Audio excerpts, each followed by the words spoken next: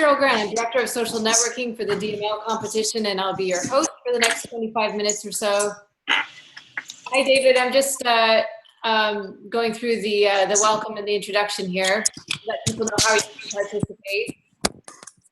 If you have questions, and we encourage you to ask them to use this time, sometimes it's nice to get a little bit more context when you're asking questions, not maybe in person, but at least through the webinar. So if you have those, feel free to ask them in the chat window in the Zoom platform, and we'll do our best to fit them into the time we have today. If we don't have as many questions as people need for the 25 minutes, we'll probably just hit the button and that will be it for today. But we did get some advanced questions, so we'll be going through those and recording this so that people can listen later asynchronously if you weren't able to join us today. So I do want to note, we say this in all of our webinars, that we cannot provide specific feedback on the individual proposals and process, but we'll be able to answer any general questions about playlists and playlist design, the application process, terms and conditions. And I'm sure for those of you who are here today, you remember May 13th is the deadline. It is 5 o'clock Pacific Standard Time. So remember that. And also please note, this has come up a couple times, and I just want to say it at the top of the hour, and I may also, or top of the 30 minutes, I may also say it a couple times throughout that it is true that winning applicants will be hosting their playlists on LRNG, and there's absolutely, it's a good idea to ask questions about how that works. But also keep in mind that the competition does have some slightly different criteria that's specific to the Playlist for Learning Challenge, and that you should all potential applicants should follow those criteria in preparing your proposals. So when applicable, we'll point out some moments when the questions and answers will be slightly different depending on the competition criteria and the LRNG platform. So with that out of the way, I am joined today with, we have David Theo Goldberg, who is Director of UCHRI and DML Research Hub and the DML competition, and also co-founder of Haystack. And we also have Tim Cook, who's partner product manager at LRNG. Familiar faces for those of you who may be coming to additional office hours. So hello, Tim, and hello, David. Hi. So we're going to jump into some questions that have been submitted in advance, and I'm going to be working with Mandy behind the scenes to make sure that if you're asking questions in the Zoom platform that I get those in. But I'm going to start with the ones that we have all lined up here. And the first question is, can we grant view or edit access to our playlist in the LRNG platform to whoever we deem convenient? That's a good question for you, Tim. Yes. There's an author role on the platform. So in addition to the administrative account, you can invite authors to join your account. And authors have almost all, except they cannot invite more authors.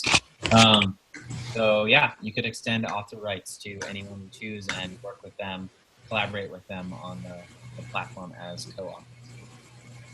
Great, and I think that came to us from Jose through the Facebook. So Jose, I know you're on this webinar right now, so if you need any follow-up, just let us know in the chat and we can get back to that. Related to this is a question about XP. Can an XP within a playlist include links to other playlists? That's a good one for you, Tim. Yes, it can. So two ways to answer that question. The first way is, yes, you can do that right now by either including a hyperlink in the description, by including a XP within the playlist, and through that XP you point to a new playlist, or by including additional playlists as linked resources within the XPs in your playlist, right? So through the resources feature, you can link out to any sort of additional learning content that you want to. So there's a few ways, kind of simply, that you could link to additional playlists in the context of a current playlist. In the future, sort of once we test and sort of understand the core foundation of the playlist idea a little bit better, we are interested in exploring this idea of like more complex pathways and kind of the learning map as like the sum total of all playlists, and then seeing how we can connect one playlist to another in that sort of networked graph of learning sort of approach. But for now, we're starting with fairly simple playlists. So those three options I mentioned would be the way you would do that now, but maybe some cooler stuff coming in the future. Okay, great. I see we have quite a few questions about the LRNG playlist platform. So we're going to jump into those from people who are actually here, and then we'll go back to the ones that were submitted in advance. So this one is from Grad Cincinnati. What is the playlist timeline? How many months can it span before a badge is issued? And this person, this group, organization is thinking about the traditional school year. Yeah. As far as we're concerned, there's no requirement there. It would just be thinking, just being thoughtful from a learning design standpoint and making sure you're not losing the engagement of the learners who are working on the playlist. So if it takes them 4 years to finish a single playlist, maybe that's not the right size for the playlist. In general, I think our learning design team, in some of the testing they've done with youth, is that smaller sizes is better. So more smaller sizes rather than less bigger sizes. But at the end of the day, it is a fairly generic tool that you can use in a number of different ways at different scales. Great, thank you, Tim. This is one of those questions that has two answers, one from the LRNG perspective and then also from the competition perspective. David, did you want to comment on the amount of time they have to develop the playlist on behalf of the competition? So the grant award, should one be awarded one of these grants, effectively are development grants, and they run for 9 months from the date at which the contract is signed between the awardee and the University of California, Irvine. And so effectively you have those 9 months in which to develop the playlist or playlists. Obviously, if you do it earlier than that, that's fine. And they will live on the LRNG website in perpetuity. Great. I hope that answered your question. Let us know in the comments section in the chat box if you need any clarification. The next one is from Serge. If a playlist requires the development of a bit of technology to support the playlist process, for example, to create dynamic links, could that technology be included in the funding? Yeah, sure, as long as it's justified in terms of the project, absolutely. Great. And Serge, again, if you have any follow-ups to that, let us know. The next question is from Mark, and his question is for Tim. Are there any updates on versions of XPs or versions of digital badges? I think I answered that question on some of the other office hours. The answer is the same there, in that we'll probably work towards a more complex sort of versioning system in the future, maybe closer to the end of the year, which would fall closely in line with the DML competition. So maybe sort of check back in with us if you're a successful grantee to see obviously the current functionality as we're building stuff between now and then. So right now we don't have versioning options for content, both sort of at an internal platform level, but also the open badges standard at a more universal level does not include versions in it either. So we're hoping to work with the folks at the Badge Alliance to move the needle in that direction as well, as far as the universal badge standard is concerned. So yeah, we're working on versioning, but it's not something that currently exists, but might exist by the time you really start building your playlist.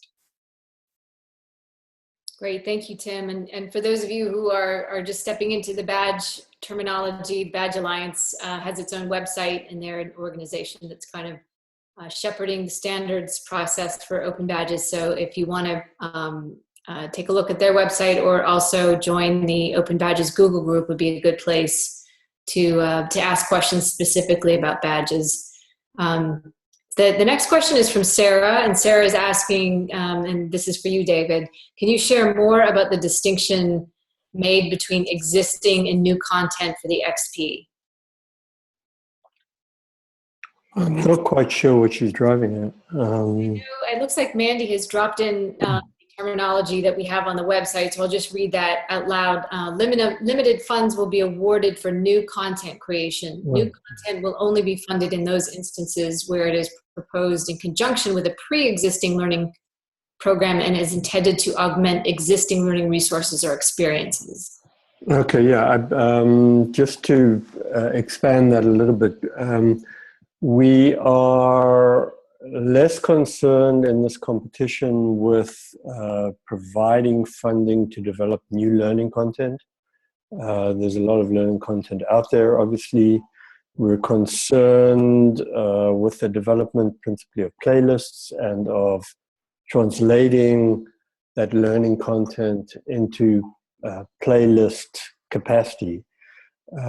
So we're not completely averse to the creation of new learning content, but the funding is not effectively or principally for the creation of new learning content. So if we've got a budget where there's the development of a playlist, but the bulk of the funding that's being proposed were to go to the development of new learning content, that's unlikely to fare very well in the competition. Great, thank you, David. Sarah, let us know if we need to clarify anything there. The next question is from Grad Cincinnati. Can funds be used to compensate co-curators, specifically teaching artists? Yes, so long as it's directly relevant to the production of the playlist.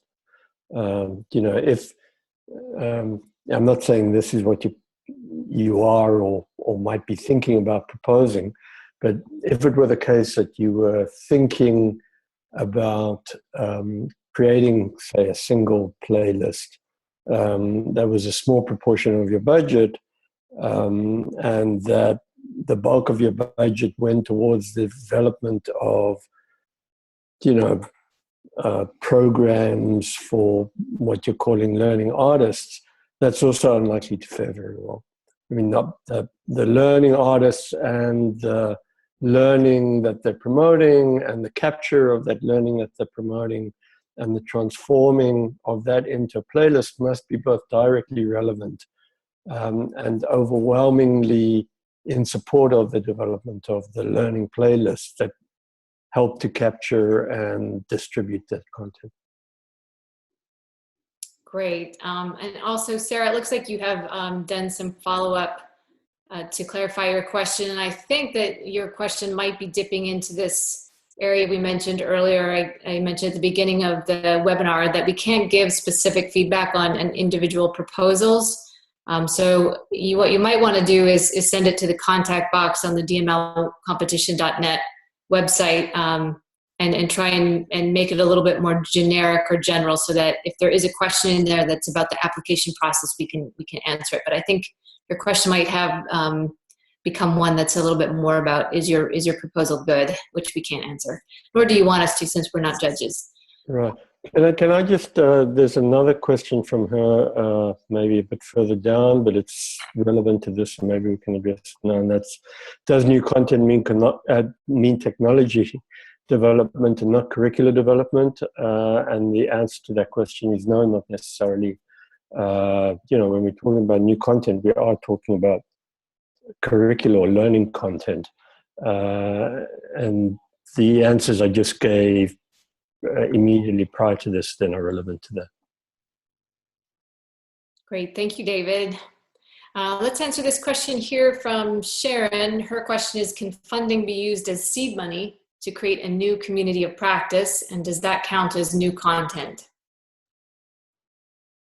Without knowing further what exactly you're proposing, if it doesn't directly and principally contribute to the development of learning playlists, then the answer is no. I mean, you can see from the string of answers we're giving that what we're concerned with in the call for this competition are the development of learning playlists into which the content then would translate or gravitate or provide the content for the playlist, obviously, and the learning experience that the playlist then itself stands for. So, much like the other questions, if you're trying to get money for the development of one thing and you're using playlists as a kind of wedge in order to get the money for this other thing, it's going to show up very quickly to the judges, even if it passed through the first round of judging, certainly to the finalist judges, and is unlikely to be successful. Okay, great. Thank you. This question is one of those that could be answered both by Tim and David. This is one we received in advance. In the process of preparing a grant application, we're wondering, for the purposes of the IRB, the Institutional Review Board, whether the LRNG platform will be Coppa compliant. So Tim, do you want to answer from your perspective, and then David, you can chime in?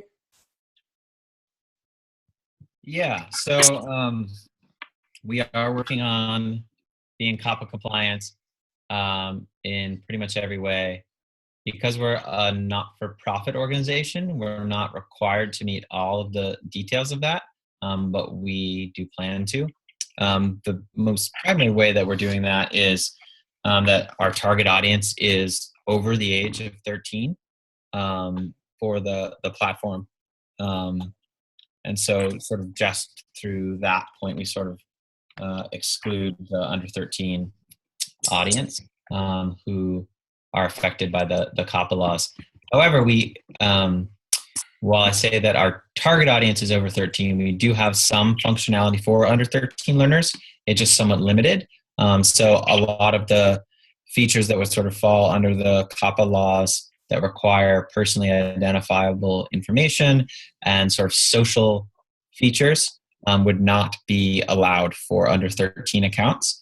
So we have basically a separate worse account for under 13 learners to sort of recognize that. And all under 13 learners, their accounts actually have to be created and sort of owned by their guardian. Yeah, I would just stress that the competition is principally aimed at those 13 and above, or above 13, in a way, in order to get around the deeper and more extensive constraints of COPPA. We had to make a choice about this clearly, and the choice was to go in that direction because it's less constraining than were to be absolutely completely open at all levels for which the platform is ready in, one could say, limited ways. Let me just back up a little bit and just stress one thing from the line of questions and responses throughout much of the session, and that is to say, we're not saying that this is only about the development of the technology. We're obviously concerned about the development, about the translation of compelling learning content into playlists compatible with the LRNG platform, at least compatible with, not restricted to, but at least compatible with the platform. And so, when new content is being proposed, perhaps there's an added hurdle to show that learning content is so compelling, right? That new content that's being developed is compelling enough to warrant, so getting over the hurdle of competing against existing learning content and translating that into playlists. So we're developing playlists, obviously for the sake of learning experiences, So obviously the learning content is important, but it's a way of translating it compellingly into those learning experiences through the development of these playlists. Okay, great. Thank you, David. From Sarah, we have a question again for David. This is for you. Do you expect for the budgets to reflect implementation, design, and application, or all three, or two of three? The more the better. Given, everything else being equal, obviously, if you hit two of those three, that's fine. If the two that you hit, are well done and catch the eye of the judges in some sense. But if you're able to indicate all three, that then becomes an even more compelling consideration. Okay, great. And then we have a couple questions from Richard King. The first is checking to confirm that it will be possible to link mobile devices to the LRNG platform. I'm not exactly sure what you mean by the word link, but the entire youth-facing side of the LRNG platform is built mobile first. So it looks great and functions really well on mobile devices, all the way down to the interaction level where you're submitting evidence and capturing evidence to submit for the completion of a playlist. All that is designed to work really well on mobile devices. Great. Okay, second question from Richard. Is it okay to develop interactive data collection to enable tracking on the learner's engagement with the LRNG content? Their organization will be building an in-practice session or sessions that will document how much training the learner was engaged in as a way to confirm performance and achievement of the learning experiences to confer and award badges. This sounds like it's getting into content of a proposal. I would say other things being equal, yes. From a platform perspective, I guess just a couple items that might relate to that is that there won't be any sort of open APIs or integrations with the platform at this time that you could use to assist in any sort of custom data collection. However, we will have some data reports and data dashboards, analytics, visualization tools upcoming for organization accounts so that you can understand how youth are engaging with your content in different ways and sort of where they are in terms of their status of engagement and tracking that across time. In addition, there is a tool that's kind of a simple group management feature. So if maybe for research purposes you wanted to see how 2 or 3 different groups fared when interacting with content, you could create them as separate groups on the platform and track them by their group association that way. Okay, thanks, Tim. This next question for David, are supplemental materials or external links allowed in the application? Supplemental materials we discourage, if not make impossible to upload. So they're fairly strict content limitations in terms of size of the proposal. You could embed links within a proposal, right, to external sites. But given that judges are reading significant numbers of applications, whether that they might be compelled to go and check out the additional material if I would say, if almost and only if they're attracted by the proposal itself. So the thing is to get your proposal in the shape that is already appealing to judges, and if you feel that then adding subsidiary material through links, would be a consideration, but there's no guarantee that judges at any stage will actually pursue those links. So, if you're going to have a good shot at passing through the chain of selection, it's obvious that the proposal itself has to be what's driving. Yeah, seems a bit risky. Yeah. To rely on links to try and get your content, your proposal across. And Mandy is just iterating with David exactly what you said, that judges are only instructed to review the in-application content. So it is a bit of a risk to assume that they would do more than that. Yeah, I would not hinge the quality or the compellingness of your proposal on anything but what gets submitted into the application. Great.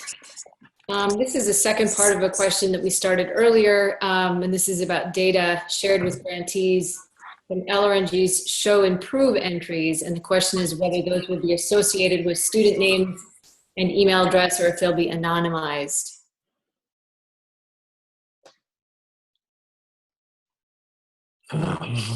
So you're asking when they submit evidence as part of the badge submission, whether or not the learner's information is anonymous.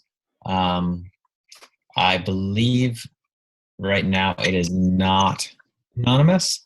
I don't think that email address is shown, but the username and I believe first and last name are shown along with the submission. So it's not anonymous. And if there's any other follow-up needed for that question, it came into our contact box. So if the person who sent it is not on this office hours, we'll respond through the contact box to clarify. We have one question. I guess we have a couple minutes left here. So we have one question here from Mark, and this is for LRNG. And I think this last question is going to have to wrap it up. And just to remind people, this will be archived. But let's go ahead with this question from Mark. Which international markets are LRNG's priority? And that is also probably a question for David as well. Yeah, so I would say that no international markets are a priority right now, and that we are focused on the US market at the moment as we sort of build out the foundation of the platform. However, we have started to talk with some partners abroad, primarily at least to start out in English-speaking countries, so that we can sort of easily do the internationalization. But we do have interest from a number of non-English-speaking countries as well, and hope to pursue those at some point, but we don't have a specific timeline for that. Yeah, I mean, I think that speaks for itself. Great. Well, we are at 2 o'clock. I know people have to jump to other meetings. We're at 11 o'clock. You're at 11 o'clock. Over here in the very rainy, thundery East Coast, we are at 2 o'clock here, Eastern time.